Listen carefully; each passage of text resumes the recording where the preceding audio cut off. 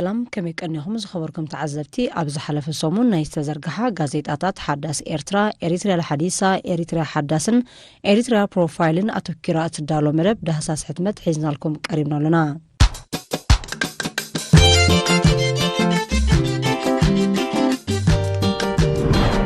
ننقصوا أسمات أبزلالي تحستو حافشو معبالتات زرقها محبرا وأقلقلوتات مزملكتهم حلفتي استخايد ركبات سفيريس أنحنا أب عمدي تعنا نتحط أقدم بزملكت أب سفر حبريتا تحط أقدم أتم أقدستي أكلا سبنتنا أخدم كرخبو بزي مخالم تقرورو زبل سميعتي زفتر دحر من مقامنا كابكوف زبلنا له تلعنا دوكن بالإنكالنا رأسنا تقرورو كبلنا أستبهلنا لنا أزي بسنك تحط أقدمي زقاتم تحط أقدم مستفلالي تعناهم بحريون كنتات تأساسيوري ماتيو لبي أب تكاينو نفسو كفرمت دم بمنقدي أرتري ترفيو كمزجونقعات قبر تقدم بأن كايلون اتفتات كبن لطان كبل نبريو تقدم دمنا بشام قطات أرتري إن كحلفن كلو زليو حيليو زملكت تتغيسو أب عمدي بهالن سنة طبابن تمرتي سنة طباب كدلق الدنيو زبل زعبا تلعينو سنة طباب عبي عود فلتاتيو بتسألون نحفاش أب حدا مقادن يممتعاون دمايو زيادة زللا سلازي أب سنة طباب زعوت سب حبرة سب هاجر ناي طباب سبات مزافري ويزركبيو ناي سنة طباب سبات نتمويا بهاور زيكونا عمق بزبالة مرداتا دليت فغريتو فاينت نباب زحزوه مويوانم سنة طبابنا فتران حساباتن مفتل مدرخيو نترجم هلاوه أمت متأي بهجل بيد ليتن حلمن كأنزان سقين حرنتن ناتنتن بزحات بمسمع طباب الزمولو أجواب يغربو كم سخ جبرلو على عامزلو تراسب كل دما كتويكلن سلازخنا نسنة طبابن حبرة سبن زحلي سنة طبابنيا فلما عاومي زعبي عاو دما كنميز فريب لوصات عيوتا سنة طباب بمفلات مدما مفتاش مبربار مردا متنباليز جمرو عامون معباي استمرت عيوتا سنة طباب ينبب يتصنعن يمرامرن يركبو أب عمدي الشباب نقص عمدي حسابات وازاب زي قم نجر أرسنالوي مانشستراوي تشيلساوي فغري زبل زعبايت أنحنا من سياتنا نقطمات كوعسو أغري إنجليز كالوت ليغاتن كريون كالو مسبوزح محبراوي هوتم كتحازو جميرا مالو قلقل من سياتنا تي أمن قدي فغري زحالفو ورديب بتي عبيت كلابات وانش أنا معتار زكايدو من قدي يقولتو لو مانشستراو فغري كلابات مانشسترن كأيحن سمياون حبريزوننا يونايتد سيتنين نتي أفكارت ويمتسامتن مركب زقبر زي عود قعزو قلقل من إسيات بمانشستر يونايتد يمسرو لو يونايتد أبز حالف حيلة عمتات نميدا لبدقفتن زي السعر حيالة سلطاني أرخبتن كابتي دحريسر أليك فرغسون كعلمات جمرة ديفيد مويس كساب زي حجي أبدا قانتازولو ملكو عسلطاني روبن أموريم زغط أرطو من مليونات هواز سانابتو من يترف أنا كيلاتات تتعودون قوتيروم أيودوهم نيوم نزل نخلن سرفة أقاولو تاقانتا أبقمت آتيوم دما تزاربت من إسياد نايز فقر دما يونايتداوي فقريو كبلو جميرا مالو حاد من إسي عامل اللاين كسعب زخل فقرن مسبوزو حدك آنوستيوم مزران زي عود جيزي مزحلفن أكايدو بيونايتدي مثال ولا قامس نايك قدم زنان عوتاتان زي زامد يخون ليفربولاويز بهالفقرون تقلق إلو قال دك تبعتيو السبب زي تتصبيهم فقراو قرر بيجمرمو أتزمدنا دما قلتيفونا بحتسان دحر حتسان يبتسه كمتي أرنس لوت متسئلون ليفربول زي تتصفيتاوي وانش أزعتر دما يزحسب أزام بليفربولاوي فقري زمسولو زمدناتا دما بفقري فقرق الجمهورون تفعلالين بزبل حميتاك السنين بزح جيزي زي وسديوم أب عمدي مزاني أقدس سلمدتات نمعبال بولوص متأمدين مخان وصيتاو مبهال تقصات مزاني مسلي سماس عليك على السفيرم نركب أب عمدي زعبالومي فانكلك يا أنا بس بزبل أبتكزيتي دارجا بملء جنبار كبهال بزكال بوغن هزباو جنبار يخون سراويت إثيوبيا ناي متصبع تجبارات كم برز زدس كلولو كلتيو تسعرار وغن نجيزيو أبزلنايو كم زلناي استبهالولوز مسلولو وانيرو بعصرت حدا حدار شنشعة ميتين تسعان شعاتن أبالات برجيد سبعان حدن عسران كفل السراويت سبعة دفعتكم من أبالات كفل السراويت عصر شدشان كالوتن أركيبكم نبرتكم تقرنيفكم ورادو مستبهلو نمنتاي نابي زبلو حطوطات أوامرو مكان تنبرو بمستير تتحزنبر هاي الكاس لزي زربولو كموترو زاز مسلون بعلاو قمتات مالت قل نمعطوت قلبوتا مغيار قل دما نسرح وقيزو خون زبل قمتات حجم زنبرولو دفع قديفهم نقول كل ورادو ነቲ ገዛውትና ዝብልዎን ጉልበቶምን ረሃጾምን ኣፍሲሶም ዝሃነውፅዎን ድፍዓት ንድሕሪት ቁልሕ ኢሎም እናጠመቱ ነቶም ደቂ ገዛውትና ብምባል ዝሰመይዎን ፍቕርን ሌላን ዝመስረትሉን ብየማን ጸጋም ዝኣስሩን ናይ ክፍለተ ሰራዊት 52 ካልኦት ኣሃዱታትን ከይተፋነውዎን ብምኻዶም ስኽፍክፍ እናበሎም ገለ ውሕዳት ድማ ምስ ዘን ተጠቕሰ ኣሃዱታት ምስ መዛንኦም ናብ ዝምድና ሕፀ ገጾም ሰጊሞም ብምንባሮም ብዝተኸልፎም ዕድል እናጓህዮም ካብቲ ድፋዕ ዝወርዱ ነይሮም።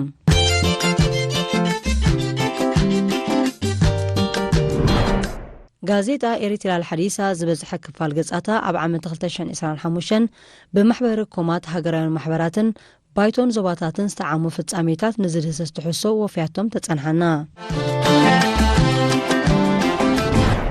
ኣብ ዓንዲ ዓለማዊ ዛዕባ ኣብ ማሕበራዊ መራኸቢታት ኣኽሱምን ቀይሕ ባሕርን ኣብ ንግዲ ዝተመስረተ ሓይሊ ሕሉፍ ስልጣነታትን ቅርስታትን ኣብዚ ግዜ እዚ ዝህቦ ትርጉም እናጠምዘዘ ከም መሳርሒ ስልጣንን ምስክርነት ፖለቲካዊ ውርሻ ወይ መረጋገፂ መሰል ዋንነትን እናኾነ ክቐርብ ይረአ ኣሎ። ስልጣን ኣኽሱም ዝማዕበለ ጂኦግራፋዊ ከባቢ ናይ ዘመን ቀመርን ብዙሕነትን ኣብ ግምት ብዘይእተወ ኣገባብ ዝተመርፁ ሓረጋት እናተጠቀምካ ከም መጣልዒ ፖለቲካዊ ሸፈጥ ክስራሓሉ ጸኒሕሎ እንተኾነ እቲ ሓቂ ካልእ ኮይኑ ዝርከብ ስልጣን ኣኽሱም ብመልክዕ ንዝመርመሮ ኤርትራ ሕመረ ጥንታዊ ስልጣነ ቀይሕ ባሕሪ ምንባራ ኣኽሱም ካብ ውፅኢት ደኣ እምበር ጀማሪት ከም ዘይነበረት ኣብዚ ግዜ እዚ እቲ ታሪክ ናይ ካልኦት ሓሶት ንምሕያል ክስረቕ ከም ዘይኽእል ብቐሊሉ ክረጋገጾ ዝኽእል እዩ።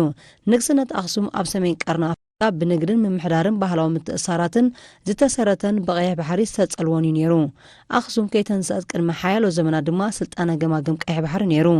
ስልጣነ ኦሮሞ እውን ኣብ ዞባ ዘሎ ኮይኑ ካልእ ህዝቢ ኣብ ካልእ ግዜን ካልእ ቦታን ብናይ ገዛ ርእሱ ባህላውን ታሪኻውን ቅርጺ እናተገዘ ዘማዕብሎ ስልጣነ እዩ። ኣብ ቀርኒ ኣፍሪቃ ንበይኑ ናይ ስልጣነ መሰረት ከም ዝኾነ ንርእሱ ሕጋዊ ወናኒ ታሪክ ገይሩ ዝቖጽርን ወገን ተቐባልነት የብሉን። ሃብታም ታሪክ ቀርኒ ኣፍሪቃ ኣብ ብዙሕነት ተመርኮሰ እዩ። ሕጂ ንዝረአ ዘይምርጋእ ንምህዳእ ወይ ሕሉፍ ታሪክ ከም ኣጽዋር ክጥቀሙ ብዓውታት ዝጭድሩ ኣብ ታሪክ ብጽሕት የብሎምን። ሓቀኛ ታሪክ ክዕቀብ ዝተማህዘ ናይ ሓሶት ታሪክን ዝተሰርቀ ጥንታዊ ዛንታ ስልጣነታት እናተነጽገ ህዝብታት ከምቲ ናታቶም ናይ ካልእ ታሪኹን ከኽብሩለዎም ውርሻ ታሪክ ካልእ ንምዕብላል ዝካየደሉ ዓውደ ውግእ ክኸውን ኣይግባእን ተጠቒሱ። ኣብ ዓምዲ ጸጋታት ባሕሪ ጽልዋ ብከላ ነዳዲ ኣብ ባሕሪ ተዳህሲሱ። ብከላ ዘይቲ ነዳዲ ኣብ ባሕሪ ክበሃል እንከሎ ብንጥፈታት ደቂ ሰብ ዝኽሰት ምፍሳስ ወይ ምልሓኽ ፈሳሲ ዘይቲ ነዳዲ ሃይድሮካርቦን ኣብ ከባቢ ባሕሪ ማለት እዩ። እዚ በካሊ ንጥረ ነገር ብትሕዝቱን ዓይነቱን ኣዝዩ ፍልልይ ዘለዎ ኮይኑ ካብ ዘይተጻረየ ኣመና ሓፊስ ክሳብ ተጻረዩ ፍኹስ ዝበሉ ነዳዲ ከም በንዚንን ናፍታን ክኸውን እንከሎ ብተወሳኺ ኣብ ጉዕዞ መራኸቢ ዝፍጠሩ ረሳሕ ዘይትን ካልእን የጠቓልል። ብከላ ዘይቲ ብዝተፈላለየ ምንጪ ዝኽሰት እኳ እንተኾነ እቶም ቀንዲ ግን ሓደጋ ነዳዲ ዘመላልሳ መራኸብ ካብ መርከብ ተሓፂቡ ዝፈስስ ዘይቲ ዝተሓወሶ ማይ ሚዛን መሐለዊ ተባሂሉ ኣብ ገንኢ ነዳዲ ዝምላእ ማይ ኣብ ባሕሪ ዝካየዱ ዕደና ነዳዲ ናብ ባሕሪ ዝሕወሱ ሓይዝ ኣብ ገማግም ባሕሪ ዝድኮም ፋብሪካታት ትካል ከም መመንጨዊ ፀዓትን መኽዘን ነዳዲ ከምኡውን ብተፈጥሮ ካብ ታሕቲ ባሕሪ ዝርከቡ ኣኻውሕ ናብ ባሕሪ ዝነዝዕ ዘይቲ ክጥቀሱ ይኽእሉ። ምፍሳስ ነዳዲ ናብ ባሕሪ ብጌጋ ሰባት ብተፈጥራዊ ሓደጋ ቴክኒካዊ ጸገማት ወይ ኮነልካ ብሰብ ዝጓሓፍ እዮም። ኣብ ዝተፈላለዩ መጽናዕታት ከም ዝጥቀስ ካብ 30 ክሳብ 50 ሚታዊት ብከላ ዘይቲ ብቐጥታ ወይ ብተዘዋዋሪ ብሰንኪ ጌጋ ደቂ ሰብ ክፍጠር እንከሎ ካብ 20 ክሳብ 40 ሚታዊትካ ብምብልሻው ንብረት ወይ መሳርሒ ከጋጥም ይኽእል። ኣብ ባሕሪ ዝፈስስ ዘይቲ ነዳዲ ጽልኡ ዘርዚርካ ዝውዳእ ኣይኮነን። ጥራይ ዘይኮነስ ገና ዘይተጸንዐ ጽልዋ ከም ዝህልዎ ርድእ ኮይኑ ቀንዲ ንቕሓትን ኣፍልጦን ከዓብን ብኸመይ ነዚ ክስተት ነጉድሎን ጽልዋታቱ ድማ ነትሕቶን እዩ ወሳኒ።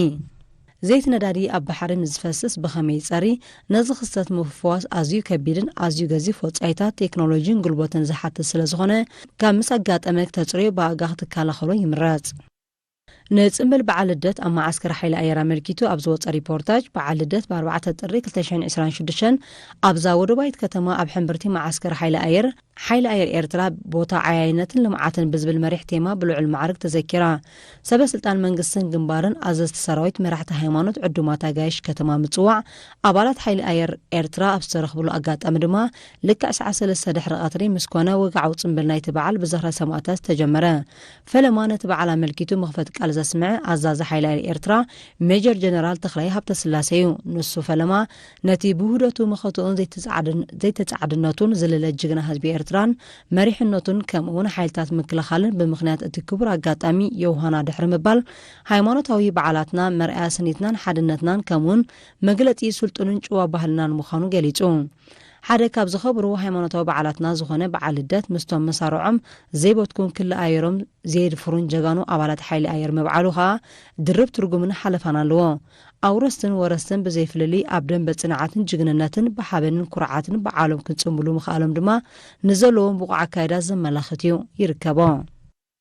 ኣብ ዓምዲ ልቦናን ፍልስፍናን መበል 5 ክፋል ዋሕዚ ዓወት ኣብ ነፍሲ ወከፍ መዓልቲ ነዛ ዓወት እትብል ቃል ኬልዓልናልና ዝሓለፍናልና እንተይሃልያ ሳሕቲ ክኸውን ዝኽእል ዓወት ንሓደ ሰብ ዝህቦ ትርጉም ምስቲ ነቲ ካልእ ሰብ ዝህቦ ትርጉም እምብዛ እተፈላለዩ ክኸውን ይኽእል እዩ።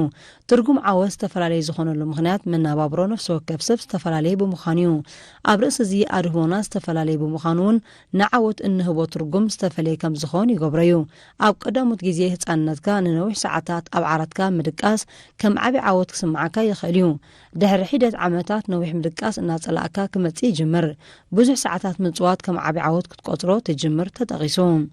ኣብ ዓምዲ ዲያሪ ከኣምኖ የግዲ ምስ ሕሉፍ ማጂኮ ሃቺያ ነባሪ ሆሪሺማ ዝብሉ ዛዕባታት ዲያሪ ጸንሑና።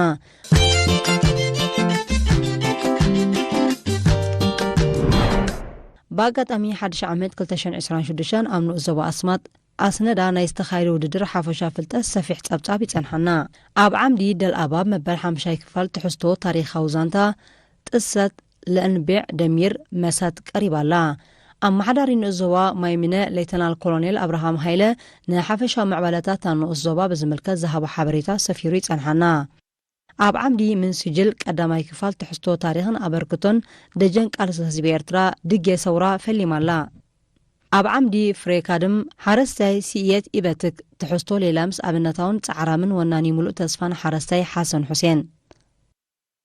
ኣብ ዓምዲ ሸባብ ንጥፈታት ማሕበር ኣብ ንኡስ ዞባ ጊንዳዕ ከምኡ ድማ ኣኼባ ፈጻሚ ሽማግለ ሃገራዊ ማሕበር ተምሃሮ መንእስያትን ኤርትራ ዝድህስሱ ትሕዝቶታት ይጸንሐና። ኣብ ዓምዲ ሕብሪ በሮ ኣገዳሲ ዕለታት ኣብ ታሪኽ ኤርትራ ንፍሽኽታን ዓወት ጓል ኣንስተይትን ልቦናን ይርከብዋ። ኣብ ዓምዲ ፈንዋ ዓዳት ታሪኽ ስነ ጥበባዊ ጃብር መሓመድ ኣብ መጥኣ ቀዳማይ ክፋል ትሕዝቶ ተጸንሐና። ኣብ ዓምዲ ጊማይ ስያሰት ንፖለቲካዊ ኩነታት መብራቕ ሰሃራ ዝምልከት ትሕዝቶ ሰፊሩሎ።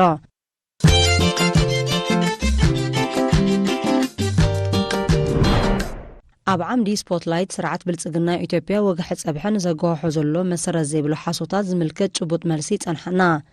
ምህናጽ ትካላዊ ብቕዓት ስልጠና ኦዲት ምድሪ ዓቕምን ንዝዕላምኡ ስልጠና ኣባላት ኦዲት ዝምልከት ጸብጻብ ይጸንሐና።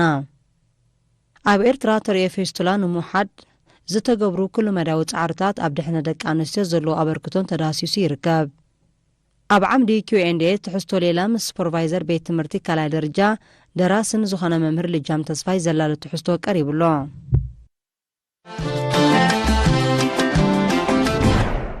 ኣብ ዓምዲ ቁጠባን ዋኒንን ቁርጡ ኣገባብ ምፍራይ ተዳሲሱ ምፍራይ ሓንቲ ዋኒን ዘለዋ እታው ማለት ጥረ ነገራት ጸጋ ሰብን ርእሰ ማልን ናብ ፍርያት ተቐይረሉ ወይ ተሰጋግረሉ መስርሕ ወይ እውን መስራሓት እዩ። ከም ውፅኢት ናይቲ መስርሕ ድማ ዝተፈላለየ ኣቕሓን ኣገልግሎታትን ይፈርን ናብ ዕዳጋ ወይ ዓሚል ይቐርብ። እቲ ዝፈረየኻ ካብትን ምፍራዊ ዝተጠቕምናሉ እታው ዝሓሸ ክብሪ ቫልዩ ኣለዎ። ንኣብነት ሓንቲ ሕብስቲ ተፍሪ ዋኒን ነቲ ተቕርበልና ተራ ይኹን ምቁር ሕብስቲ ንምድላው ሓርጭ ማይ፣ መባኹዕቲ፣ ክእለትን ጉልበትን ሰብ፣ ኤሌክትሪክ መልወስን መብሰልን ማሽናትን ወዘተ ትጥቀም። ነዚ ኣብ ምትግባር ካብ ዝሰላሰል ዕማማት ድማ ምልዋስ፣ ምቑራጽ፣ ምጥባስ፣ ምብሳል ምጥቃስ ይካል። ኣብዛ ዋኒን ኣብነት ነቲ ክብሪ ዝውስኽ ዕማም ቀድሚ ምስልሳልና ክንዲዚ ኩንታል ሓርጭ ኣለና ክንብል ንጸንሕ ሞ ድሕርቲ ዕማም ግና ክንዲዚ ተራ ወይ ምቁር ሕብስቲ ኣፍሪናና ንብል። ሕፅር ብዝበለ ኣገላልጻ ድማ ንሓርጭ ናብ ሕብስቲ ምቕያር ምፍራይ ይኸውን ኣሎ ማለት እዩ። ኣብ ዓምዲ ዛዕባ ሎሚ ሕጋዊ ርግኣት ካብ ፖለቲካዊ ድሌት ይበለጥ ብዝብል ኣብ ዝቐረበ ጽሑፍ ኢትዮጵያውያን ተጠበቕቲ ካብ ዘልዕልዎም ቀንዲ ሞገታት ሓደ ኢትዮጵያ ሕጂ 120 ሚልዮን ህዝቢ ኮይናላ፣ ቁጠባ ዓብዩ ብዘይወደብ ክትነብር ኣይከኣልን እዩ። ስለዚ እቲ ቅድሚ ዓመት ዝተገብረ ውዕላት ምዝ ሕጂ ዘሎ ኩነታት ኣይከየን እዩ ዝብል እዩ። እዚ ምኩት እዚ ኣብ ሃገራዊ ሕጊ ሪቡስ ሳንቲባስ መሰረታዊ ናይ ኩነታት ለውጢ ይበሃል። እቲ ቀንዲ ናይ ውዕላት ሕጊ ዝኾነ ሕጊ ቪየና Vienna Convention on the Law of Trade ties Article 62 ሓንቲ ሃገር መሰረታዊ ናይ ኩነታት ለውጢ ተፈጢሩ ብምባል ውዕል ክስረስ ከም እትኽእል ይገልጽ እዩ። ይኹን እምበር እዚ ሕጊ እዚ ፈጺሙ ንውዕላት ዶብ ኣይምልከትን እዩ። ሕጊ ቪየና ኣብ ዓንቀጽ 62 ክልተ ኤ ብንጹር ከም ዝሕብሮ ሓደ ውዕል ዶብ ዘቐውም እንተኾይኑ መሰረታዊ ለውጢ ኩነታት ከም ምስምስ ተጠቒምካ ክስረዝ ኣይፍቀድን እዩ።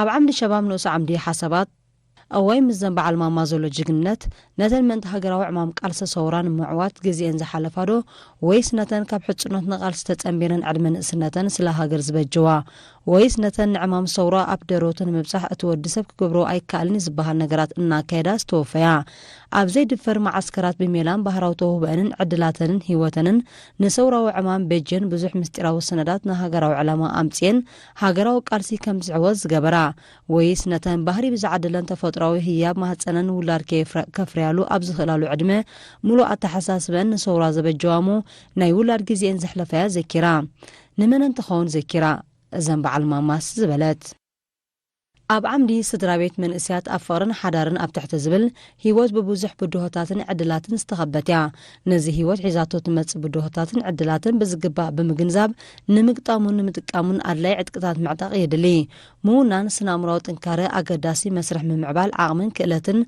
نتي أبلع على ستأقسي نغاريو بلوز كونت أمرو بمونان نتنا هيوز بدوهتات نمقطامن نتي عدلات نمتقامن زخولو استراتيجيات تقباراوي مقباري كاليو قال نمتقاس قبراو تمكروتات صحفات من باب من لوات حسابات مخرمويوان مثل فالوت حساب زامسلو كتقاسو يخلو يركبون كالاي كفال وقع تاريخ فنقل وقعي أنا بس قريب الله توم تقارلتي كميديو نقاراتو أبز خدا انتينا هنقبر تباهالون النحدام كينو زي زخيل علال مترلي انتخونا قن أو التهدرو بهري هزباو قنبارا يتسنحن مس وقحي أو التهدرو مرياتو بقعة ملكة عينتات برز نورو من سلسة السبات كابوطولوني بحريا تأكبو مو ناي نفس وكف برد تسفيرا مستخال بتنك أخو قبرو عتب حبريتا كم نفس وكف أزاز بوطولوني توهبوم نفس وكف سب درجة مسرع بعينوتن درجة مالت كلاشينات برينات النابل كاجيزي توهبوم مدب وطيو تسفير كم زقبرولو خنا كابسال سيسومون يحدار جمرة كسافر كتحساس لما تخصم من قصاصن تنكارن أكل زرقاقص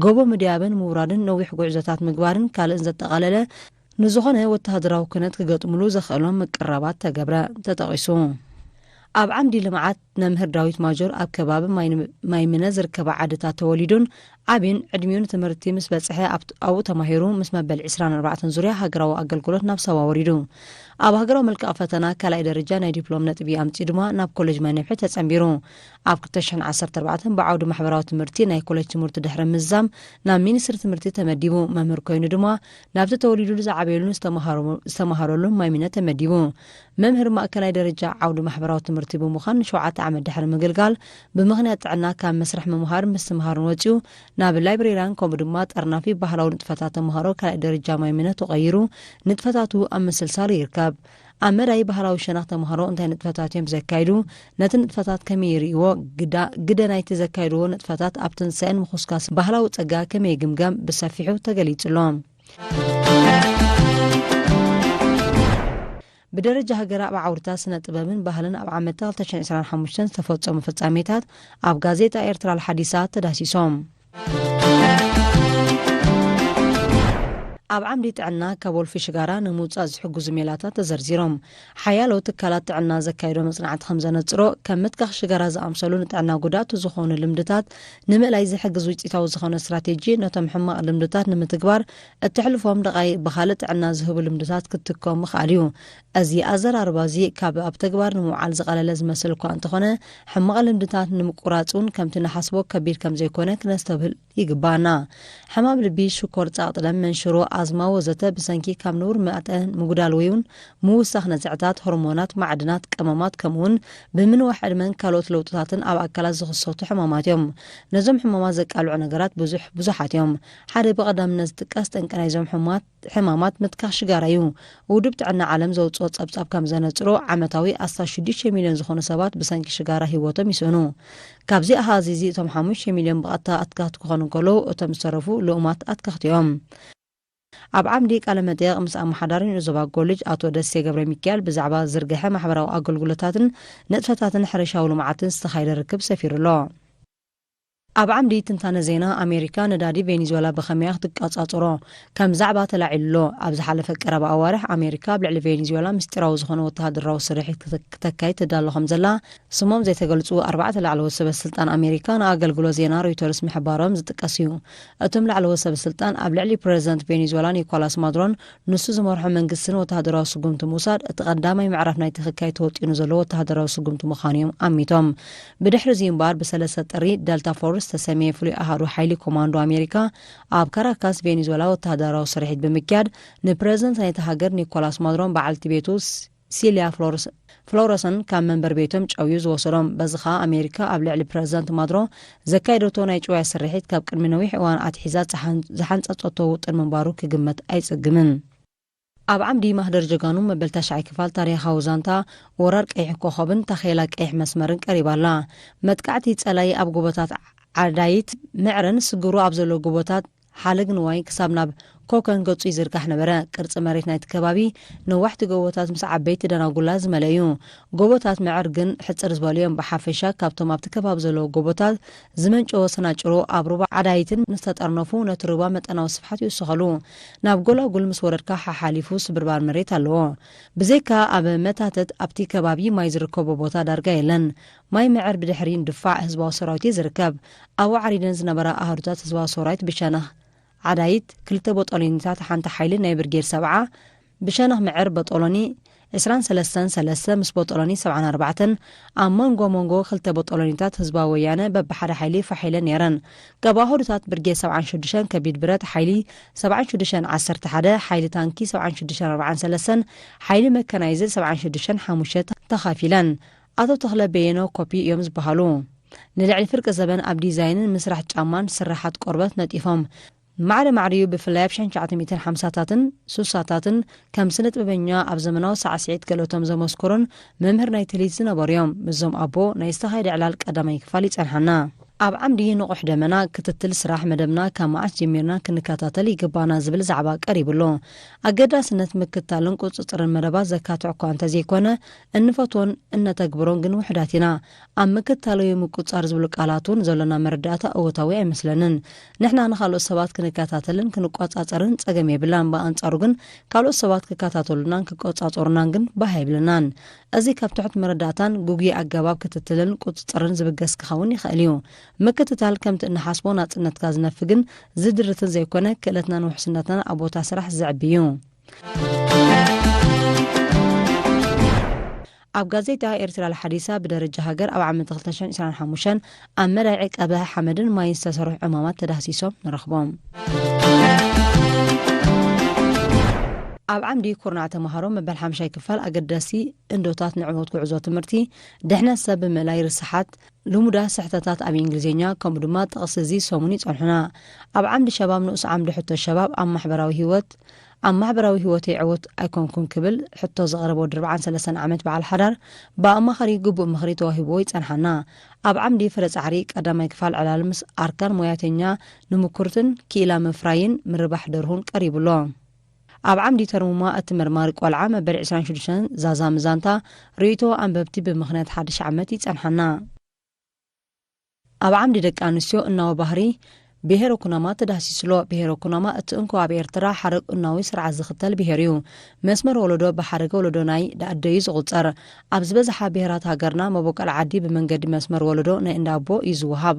ኣብ ብሄረ ኩናማ መቦቀል ዓዲ መሰል ዋንነት ወርሻ ብሓፈሻ ሓረግ ወለዶ ናይ ሓደ ስድራ ቤት ብወገን ናይ እንዳ ኣደ ዝውሃብ እዩ። ከም ውፅኢት ናይዚ ድማ ጓል ኣንስተይቲ ብሄረ ኩናማ ኣብ ማሕበራውን ቁጠባውን መዳይ ዝዓበየ ጽልዋ ከም ዝህልዋ ይገብር። ኣብ ማሕበራዊ ውሳኔታት ቁጠባውን ንጥፈታት በቐንዱ ድማ ኣብ ምሕደራት ጸጋታት ዘለዋ ተራ በዚ መንጽር እዚ ዕዙዝ እዩ። እናዊ ባህሊ ማርትራይነል ካልቸር መብዛሕትኡ ግዜ ደቂ ኣንስትዮ ንኹሉ ፖለቲካዊ ስልጣን ከም ዝብሕታ ጌርካ ዝውሃብ ጉጉይ መግለጽ ኣሎ። እናዊ ባህሊ ግና ኣብቲ ኣደ እትመርሖ መስመር ወለዶ ዘተኮረ ኮይኑ ደቂ ኣንስትዮ ኣብቲ ሕብረት ዘለዎን ማሕበራውን ቁጠባውን ናጽነት ዝያዳ ዝገልጽ እዩ። ኣብ ጋዜጣ ኤርትራ ለሓዲሳ ኣብ ዓመት 2025 ኣብ ጽላት ትምህርቲ ንዝተፈጸሙ ዓበይቲ ጉዳያት ዝድህስስ ትሕዝቶ ቀሪብሎ። ዓበይቲ ንጥፈታት ሚኒስትሪ ፍትሒ ናይ ዓመት 2025 ይጸንሑና። ኣብ ዓምዲ ኣልሰርዋ ኣልባሕርያ ኣገዳስነት ጸጋታት ባሕሪ ኣብ ንግድን መፍረን ቱሪዝምን ብሰፊሑ ተገሊጹ። ኣብ ዓምዲ ስፖትላይት ሰልፊ ብልጽግና ኢትዮጵያ ተወፊሩሉ ዘሎ ኩሉ መዳያዊ ታሪኽ ናይ ምዝንባዕ ከንቱ ፈተነታት ዘቃልዕ ትሕዝቶ ይጸንሐና ንኡስ መጠን ልቓሕን ውህልላን ኣብ ንኡስ ወፍርን ምዕባለን ዘለዎ ተራ ብሰፊሑ ተገሊጹ ኣብ ዓምዲ ካልቸር ኤንድ ኣርትስ ንያታዊ መሳርሒት ሙዚቃ ዋጣ ዘላሊ ትሕዝቶ ቀሪብሎ ኮርፖሬሽን ጥሪትን ዘራእትን ዝኽተሎ ዘሎ ዓማሚ መርሓ ጎዳና ንሕርሻዊ ርእሰ ምርኮሳ ብሰፊሑ ተገሊጹ ይርከብ ኣብ ዓምዲ Q&A ናብ ሃገራዊ ቤተ መዘክር ንምብጻሕ ካብ ቤት ትምህርቲ ካልኣይ ደረጃ ድባርዋ ዝመጹ ተምሃሮ መምህራንን ዝተገበረ ርክብ ሰፊሩሎ ዝኸበርኩም ተዓዘብትና ንሎሚ ዝተዳለወ ትሕዝቶ መደብና ኣብ ዝተፈጺሙሎ ሰላም